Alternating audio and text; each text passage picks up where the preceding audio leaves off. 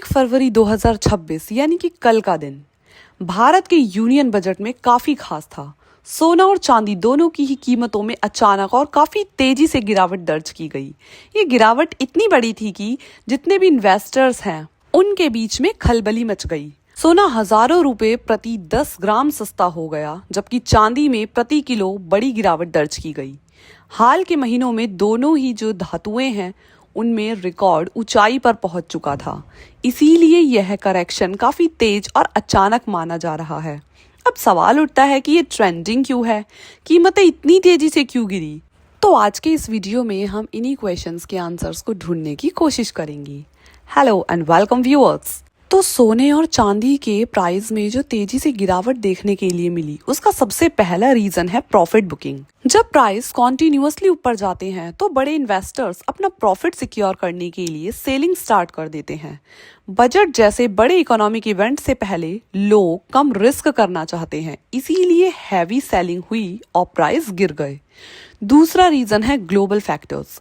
International market में US dollar काफी strong हुआ, जिससे गोल्ड और सिल्वर की डिमांड थोड़ी वीक पड़ गई। नॉर्मली इन्हें सेफ हेवन एसेट्स माना जाता है, लेकिन जब डॉलर स्ट्रांग होता है तो मेटल्स के प्राइसेस पर काफी ज्यादा प्रेशर आता है। तीसरा इंपॉर्टेंट फैक्टर है बजट अनसर्टेनिटी। इन्वेस्टर्स को लग रहा था कि गवर्नमेंट इंपोर्ट ड्यूटी या टैक्स स्ट्रक्चर में कुछ चेंजेस कर सकती है।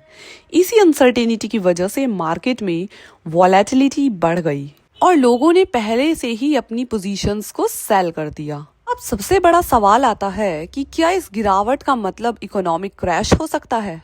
सिंपल जवाब है नहीं। सिर्फ गोल्ड और सिल्वर के गिरने से इकोनॉमिक क्रैश नहीं होती। ये स्टॉक मार्केट या बैंकिंग क्राइसिस जैसा सिस्टमैटिक इशू नहीं है। ये मेनली एक प्राइस करेक्शन है जो ओवर बाइंग के बाद आता है। कमोडिटीज मार्केट में ऐसे अप्स एंड डाउन्स नॉर्मली होते रहते हैं, लेकिन इसका इम्पैक्ट जरूर पड़ता है। इन्वेस्टर्स के लिए शॉर्ट टर्म में लॉसेस हो सकते हैं, स्पेशली उन लोगों के लिए जिन्होंने हाई प्राइसेस पर बाइंग की थी। ट्रेडर्स का वोलेटिलिटी का रिस्क बढ़ जाता है, लेकिन लॉन्ग टर्म इन्वेस्टर्स के लिए ये बाइंग अपॉर्चुनिटी भी बन सकती है।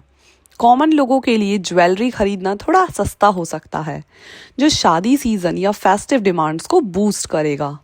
इंपोर्ट बिल कम होने से देश के ट्रेड डेफिसिट भी थोड़ा कंट्रोल में आएंगे, जो इकोनॉमी के लिए भी एक पॉजिटिव सिग्नल है। तो ओवरऑल गोल्ड और सिल्वर का ये जो क्रैश है वो पैनिक का सिग्नल नहीं है, बल्कि मार्केट करेक्शन का एग्जाम्पल है। ये हमें बताता है कि इकोनॉमी सिर्फ प्राइस से नहीं, बल्कि पॉलिसीज, डिमांड, सप्लाई और इन्वेस्टर साइकोलॉजी से भी चलती है।